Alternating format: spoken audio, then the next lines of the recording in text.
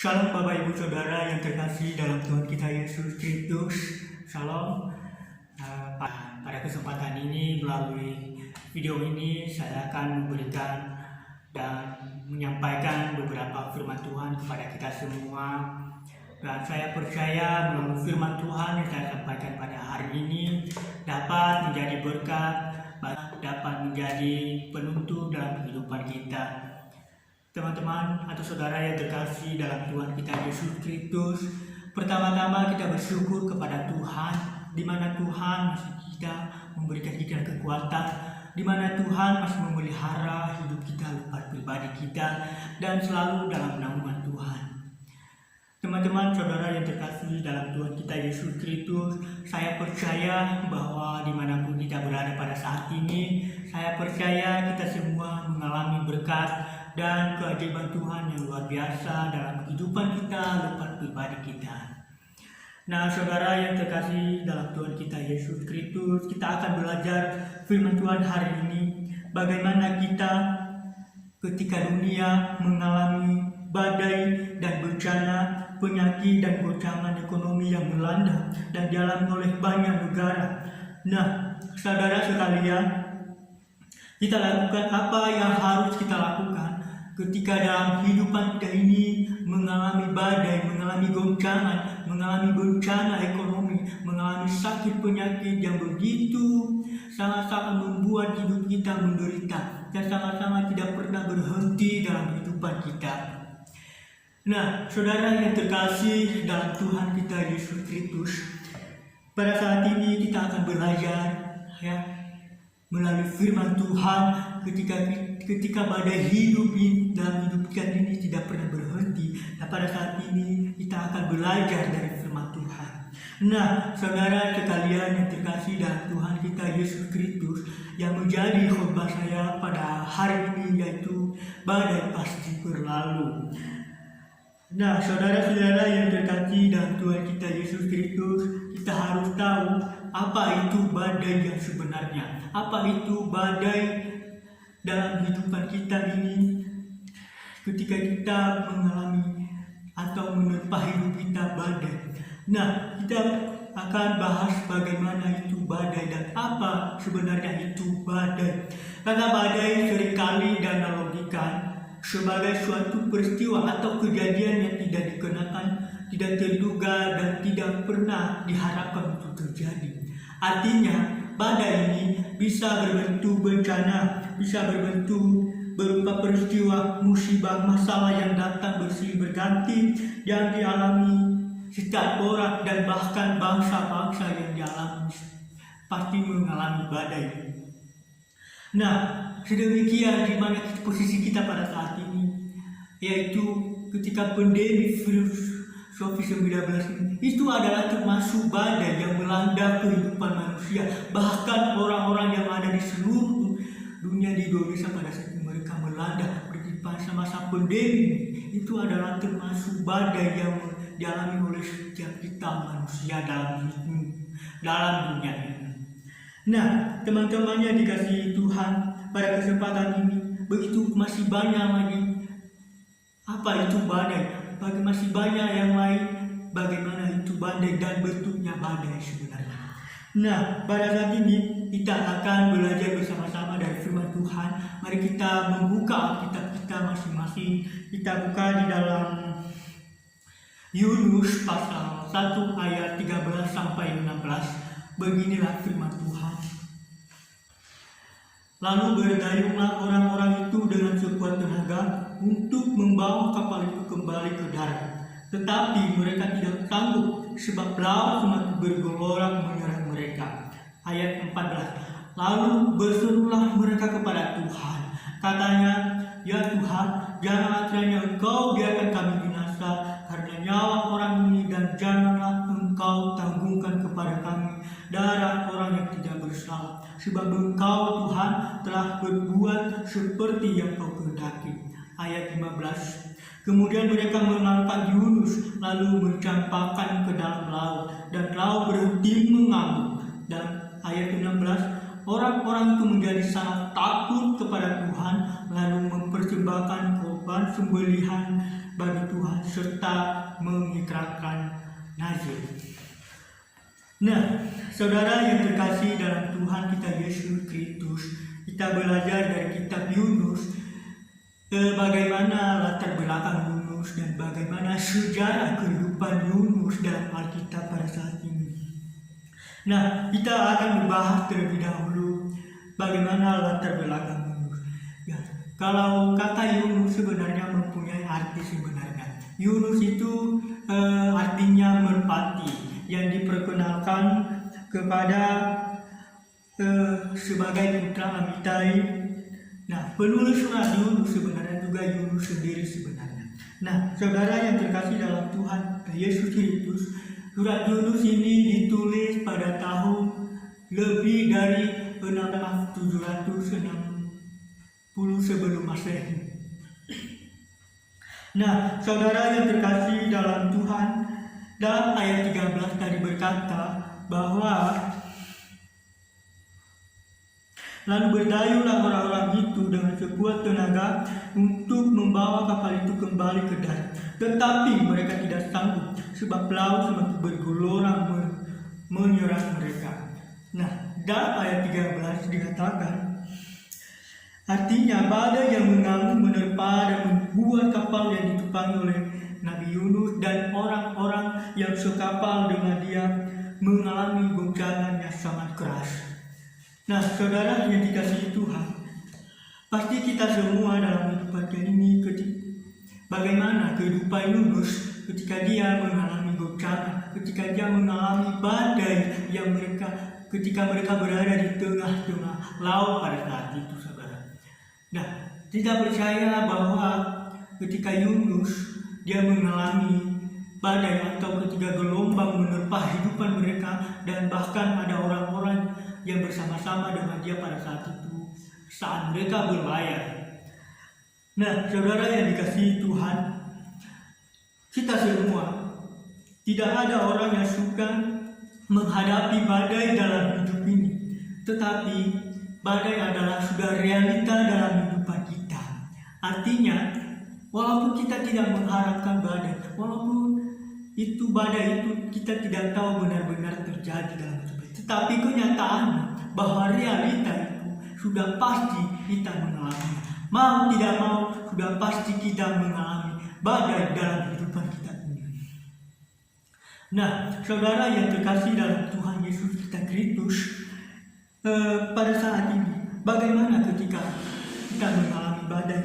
Ya, ada badai yang dimaksud di sini ketika bukan soal kapal yang di laut, ya, bukan soal kapal ketika kita berlayar lalu badai menerpa kapal kita. Tetapi di sini kita akan belajar, yang saya maksud di sini adalah bagaimana badai dalam kehidupan kita ini, saudara. Nah, ketika teman-teman yang dikasihi Tuhan, ada saudara-saudara yang dikasihi dalam Tuhan kita Yesus Kristus,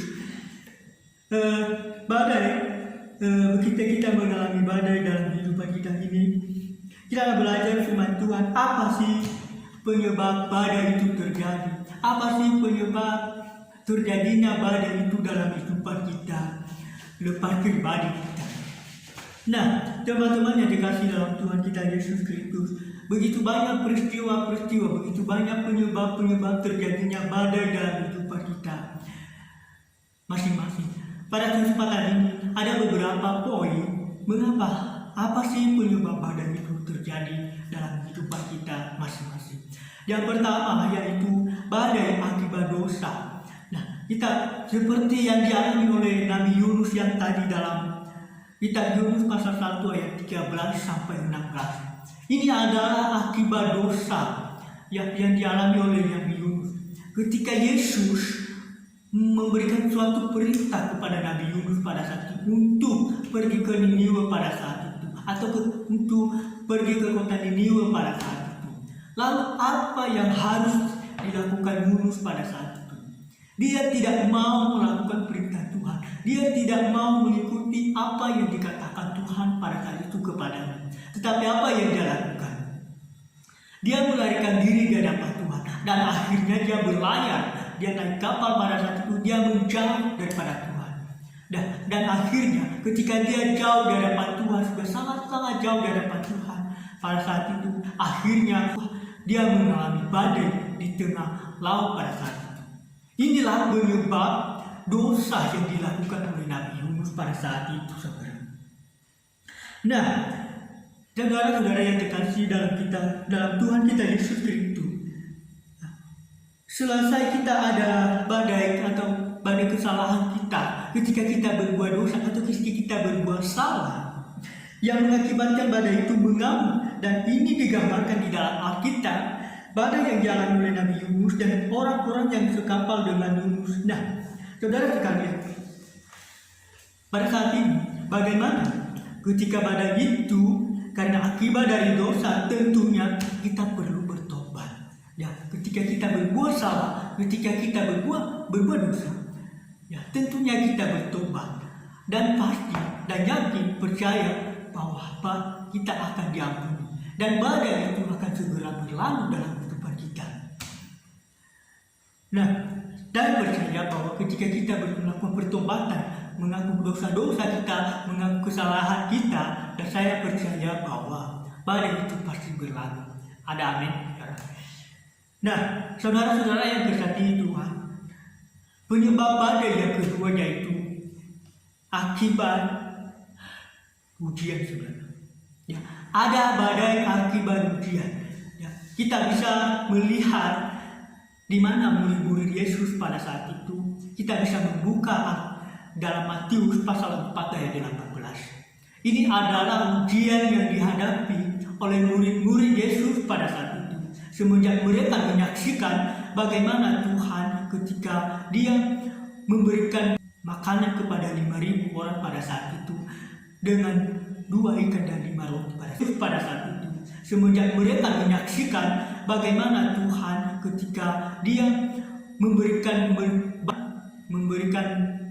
makanan kepada 5.000 orang pada saat itu dengan 2 ikan dan 5 roti pada saat itu. Dan lalu pada saat itu, saudara yang dikasihi Tuhan,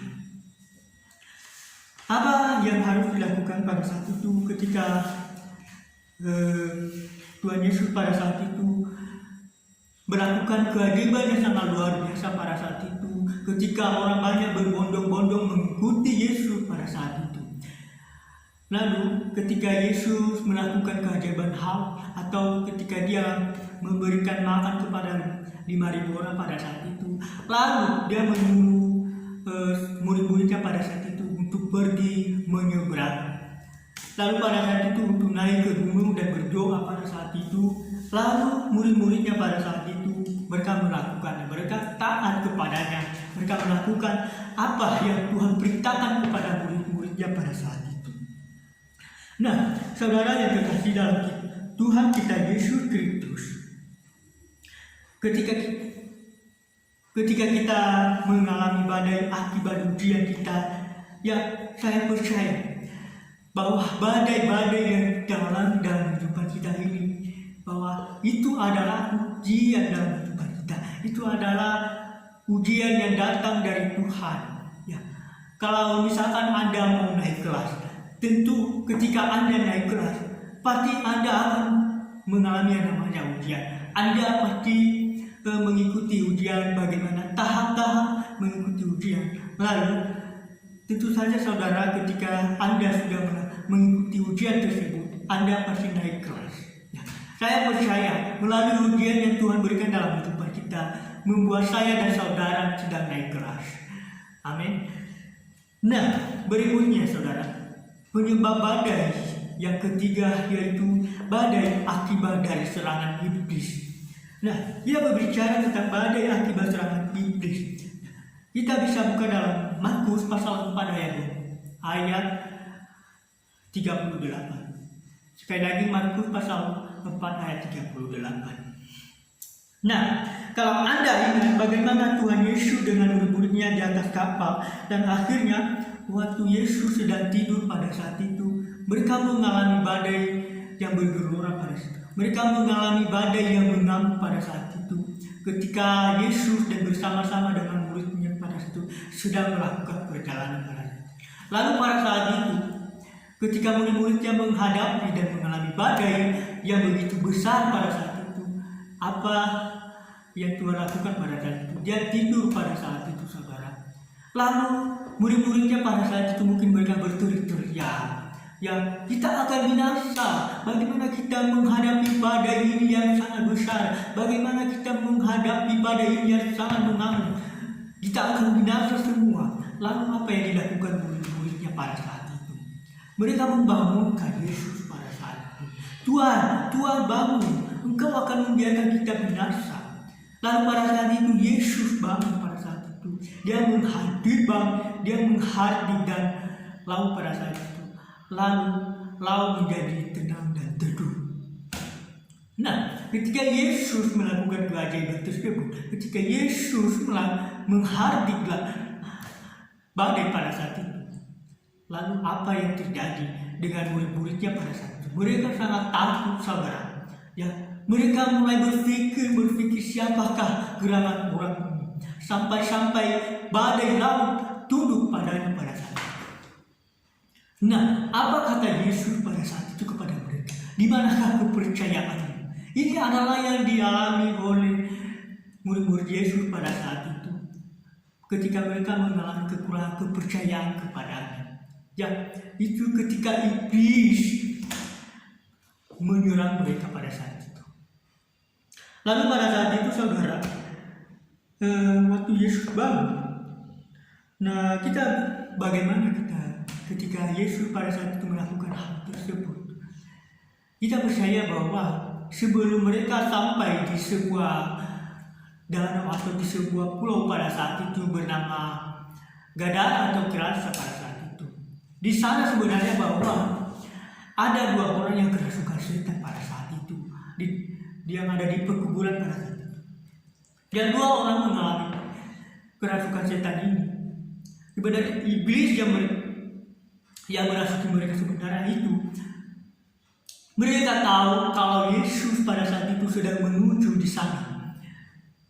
Nah, tapi karena iblis itu tahu kalau Yesus sedang dalam perjalanan untuk menuju ke Gadara pada saat itu atau ke Gerasa pada saat itu, iblis berusaha untuk memberhentikan perjalanan mereka. Akhirnya murid-murid dan Yesus pada saat itu mereka berlayar di laut pada saat itu. Itulah sebabnya dia mengalami badai untuk menghentikan kapal mereka pada saat itu. Nah, bagaimana ketika dalam kehidupan kita juga, ketika kita mengalami badai akibat serangan iblis, jangan Anda takut, saudara. Lakukan peperangan rohani dengan doa dan puasa, sebab puasanya sangat besar. Ya, kita percaya bahwa melalui doa dan kuasa iblis itu akan dikalahkan, kuasa iblis itu akan dihancurkan di dalam kuasanya. Amin. Nah, saudara-saudara yang terkasih dalam Tuhan kita Yesus Kristus, penyebab badai yang selanjutnya yaitu badai akibat kebodohan. Ya, ada badai selain kita, badai akibat dosa, badai akibat ujian, dan badai akibat serangan iblis, dan ada badai akibat kebodohan. Kita bisa tahu bagaimana ketika Rasul Paulus dia menjadi tawanan ketika dia dibawa di Roma pada saat itu karena dia mengikuti Yesus pada selalu jadi ditawan pada saat itu. Lalu pada saat itu dia berlayar bersama dengan orang-orang ketika dia berangkat ke Roma pada saat itu, saudara. Tetapi dia memberikan peringatan kepada nahkota kapal pada saat itu dan orang-orang yang ada di kapal pada saat itu. Dia berkata kepada mereka, jangan berangkat, jangan kita berlayar, bakalan ada badai yang terjadi. Tetapi apa yang terjadi ketika dia memberikan peringatan kepada mereka, dan orang-orang yang di kapal pada saat itu mereka tidak mau mendengarkan. Nahkoda kapal dan orang-orang yang ada di kapal pada saat itu mereka berkata, tetap jalan saja. Nah, setelah mereka sampai di samudra, apa yang terjadi, saudara? Ya, kapal mereka mengalami gelombang, kapal diterpa badai yang sangat besar pada saat itu, dan akhirnya orang-orang yang ada di kapal pada situ beserta Rasul Paulus pada saat itu.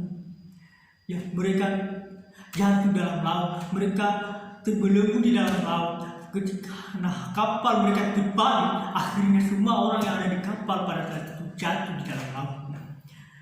Dan mungkin pada saat itu orang-orang yang bersama-sama dengan Rasul Paulus pada saat itu, ketika mereka tenggelam di dalam laut, Tuhan menyelamatkan mereka.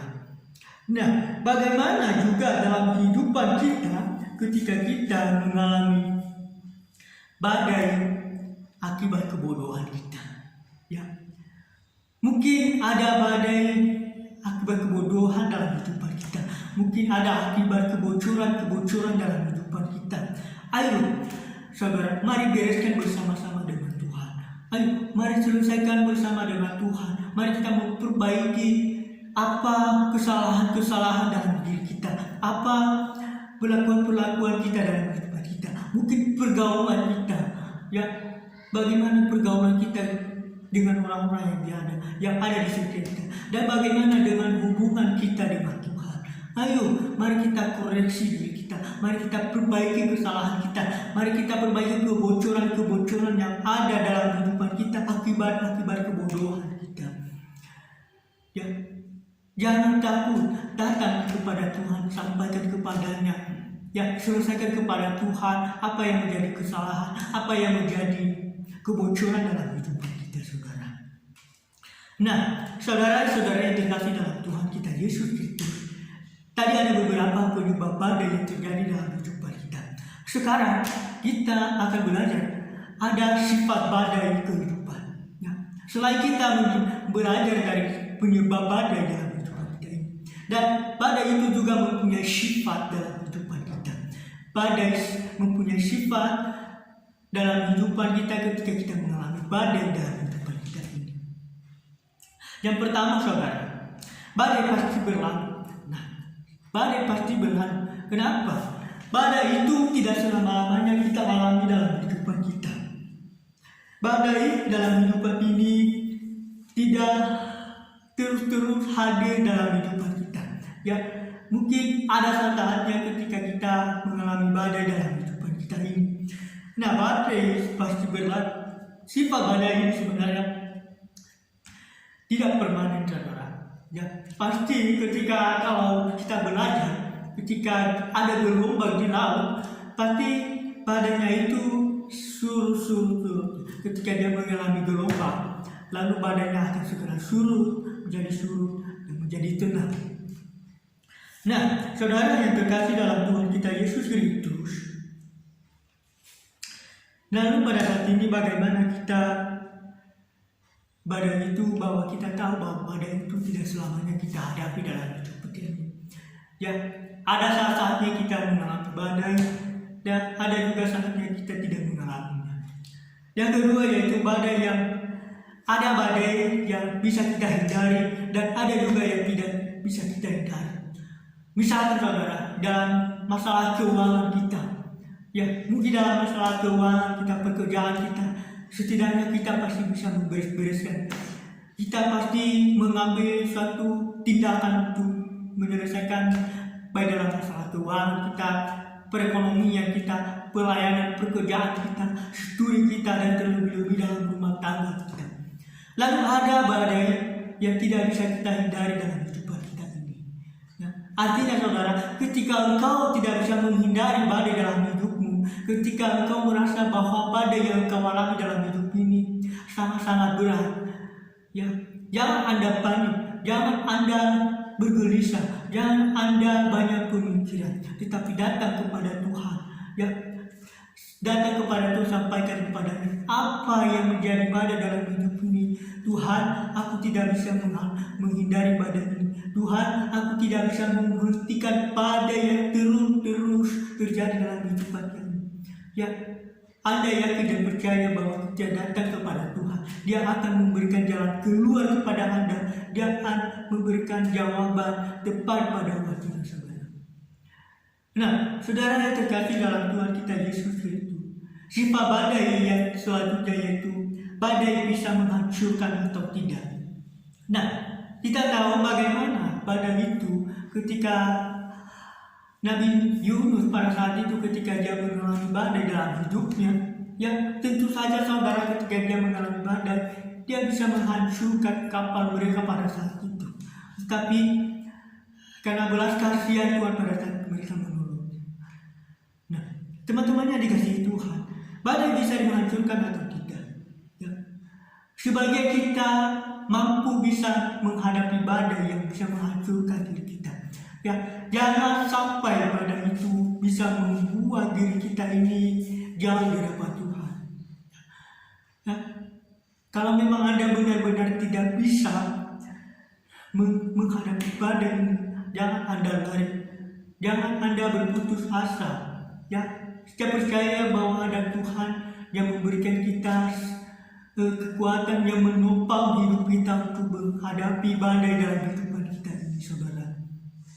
Nah, teman-teman yang terkasih dalam Tuhan kita Yesus Kristus, ada sebuah pertanyaan di dalam badai kehidupan kita ini, ketika kita mengalami badai dalam kehidupan kita ini yang terus silih berganti dalam kehidupan kita ini. Nah, pertanyaannya yaitu, saudara, ibarat kapten kapal saat di tengah laut mendadak badai menerjang, apa yang harus kita lakukan? Nah, apa yang harus saudara lakukan ketika kapal Anda berada di tengah-tengah samudra pada saat itu? Ya, apa yang harus saudara lakukan? Mungkin Anda meminta pertolongan kepada presiden, atau meminta pertolongan kepada orang-orang yang ada di sekitar Anda pada saat itu. Ya, tentu saja saudara, ketika kapal kita sudah berada di tengah samudra pada saat itu, mau tidak mau kita harus menghadapi badai yang akan menerpa kapal kita. Nah, saudara-saudara yang dikasih dengan Tuhan, bagaimana kita menghadapi badai?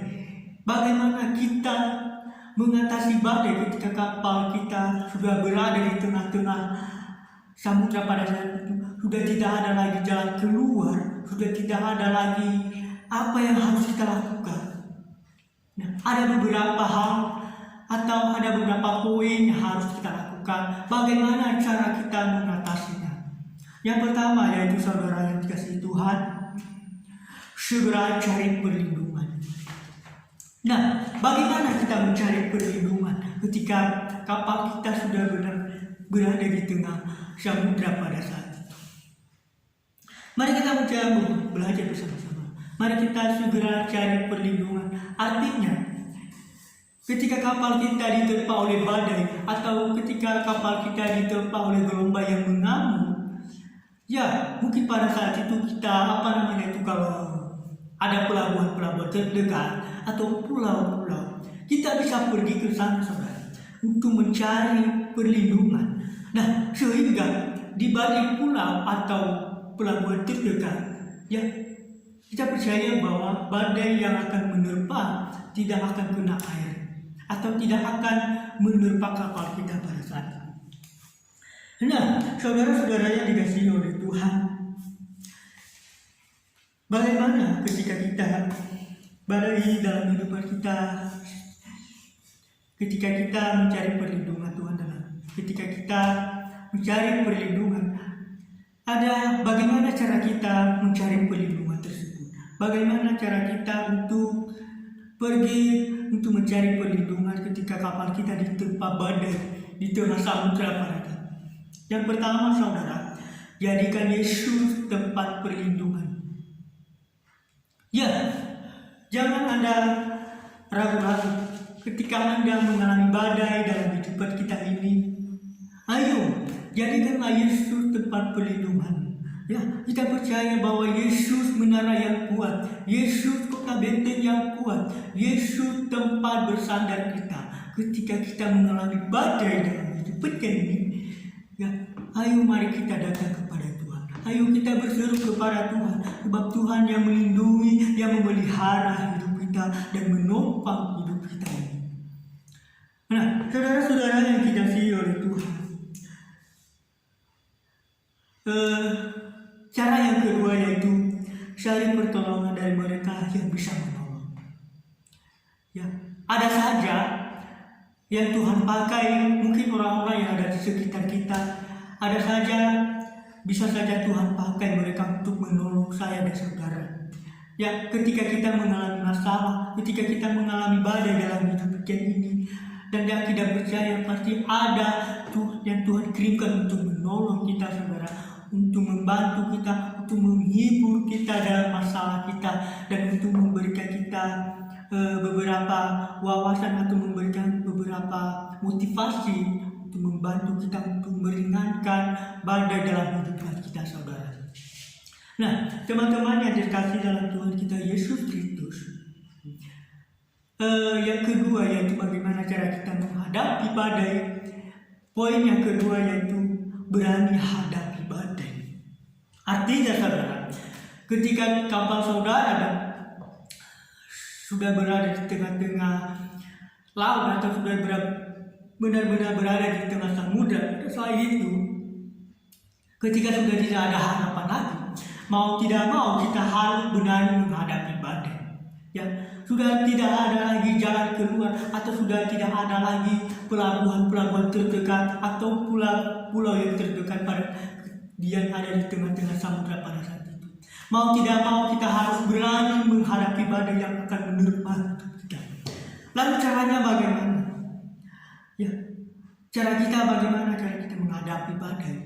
Yang pertama yaitu hadapi badai dengan iman dan hikmat. Ya, tentu saja saudara, kita hadapi badai dengan iman dan hikmat. Ya, mari kita menghadapi badai dengan iman apa yang Tuhan percayakan dalam hidup kita. Ya, jangan Anda takut menghadapi badai dalam hidup kita ini. Hadapilah badai dengan iman dan hikmat kepada Tuhan. Katakanlah kepada Tuhan apa badai itu benar-benar menghadapi. Apakah badai itu menerpa hidup saudara dan saya? Kita harus menghadapi badai dengan iman kita sendiri. Kita harus menyatakan dalam segala doa kita kepada Tuhan.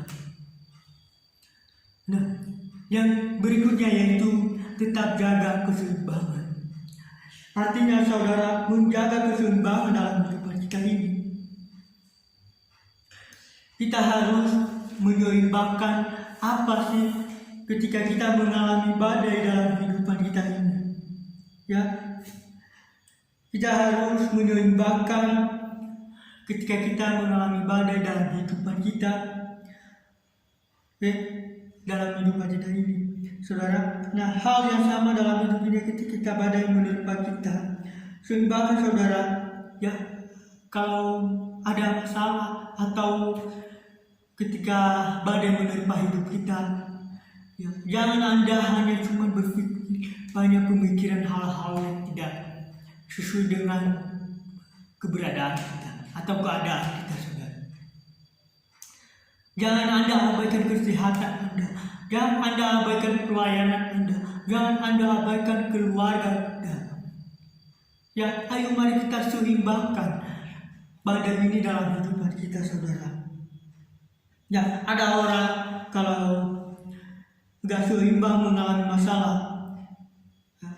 Ada banyak orang ketika mereka tidak seimbang mengalami masalah dalam kehidupan mereka, ketika mereka mengalami badai dalam kehidupan mereka, apa yang terjadi, saudara? Membuat mereka stres, membuat mereka frustasi, dan akhirnya mereka membuat darah tinggi, saudara.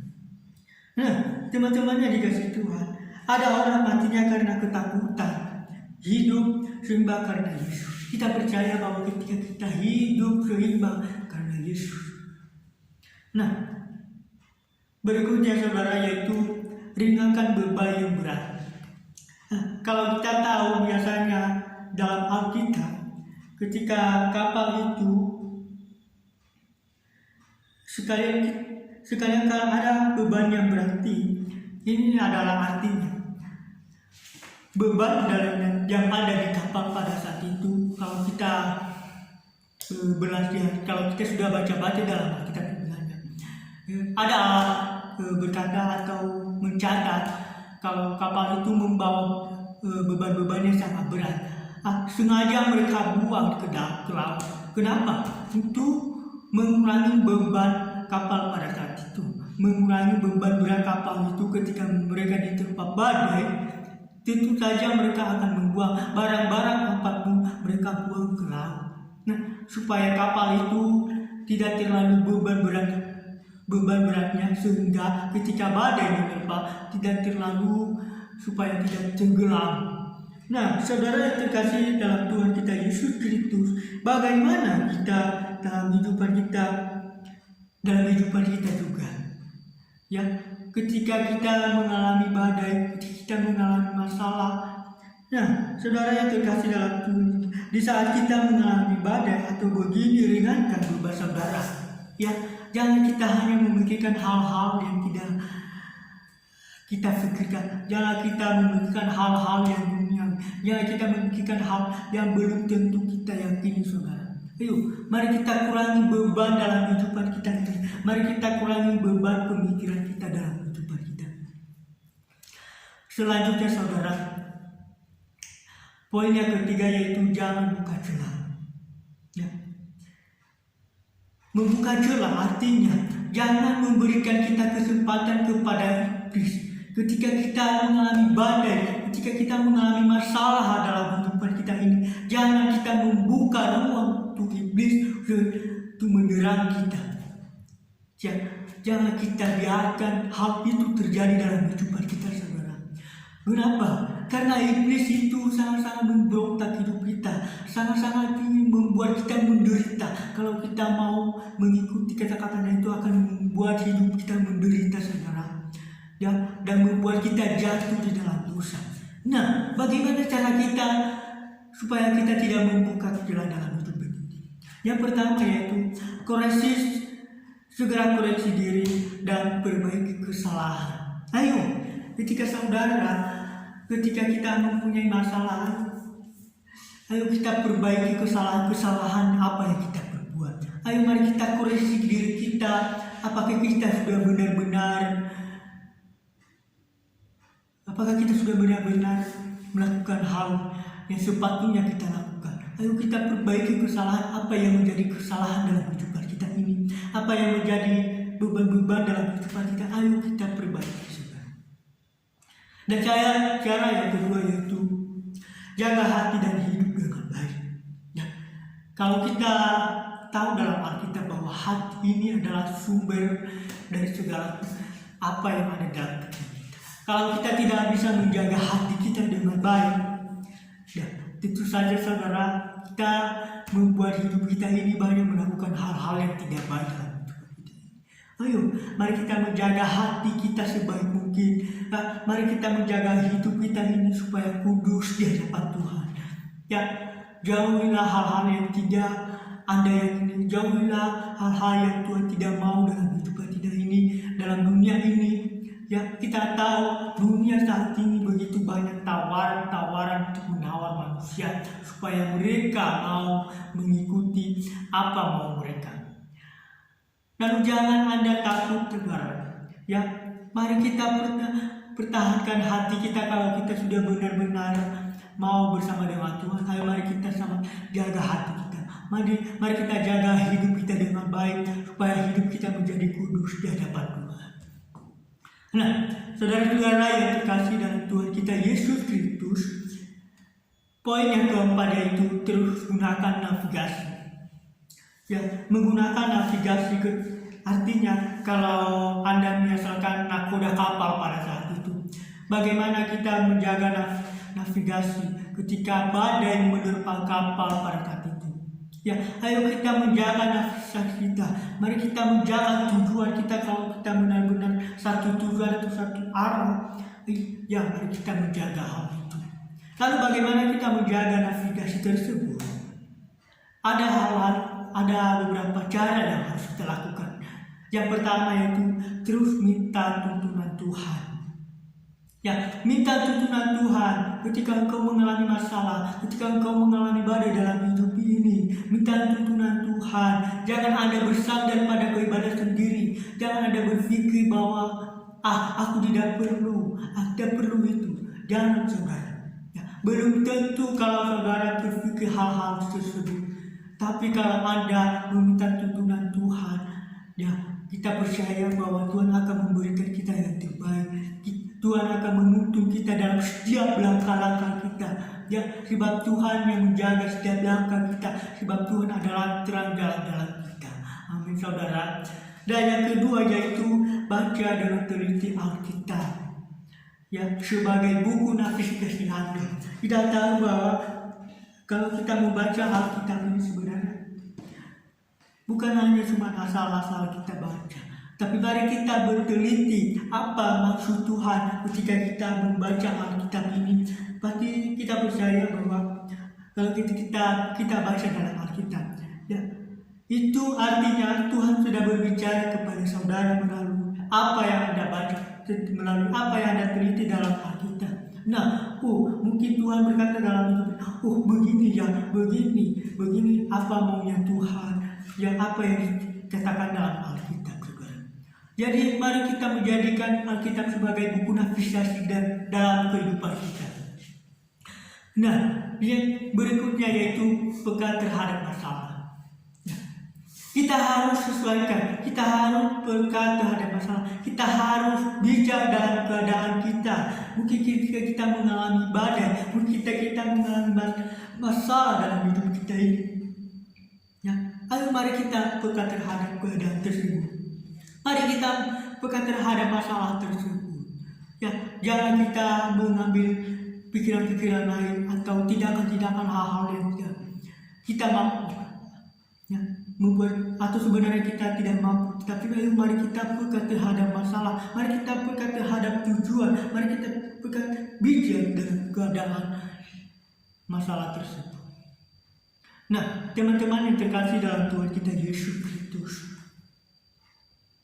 firman Tuhan pada hari ini akan sampaikan, ya, semoga menjadi berkat bagi kita setiap kita dimanapun kita berada pada saat ini. Jadi saudara, yang menjadi kesimpulannya firman Tuhan pada saat ini, jangan takut menghadapi badai. Percayalah badai pasti berlalu ketika kita Yesus bersama-sama dengan kita. Itu saja firman Tuhan yang bisa saya sampaikan pada hari ini. Kurang lebih dan biarlah Roh Kudus yang meneruskan dalam hati kita, dan saya percaya kita semua dimanapun kita berada selalu dalam pemeliharaan dan penyertaan Tuhan. Terima kasih, Tuhan Yesus memberkati.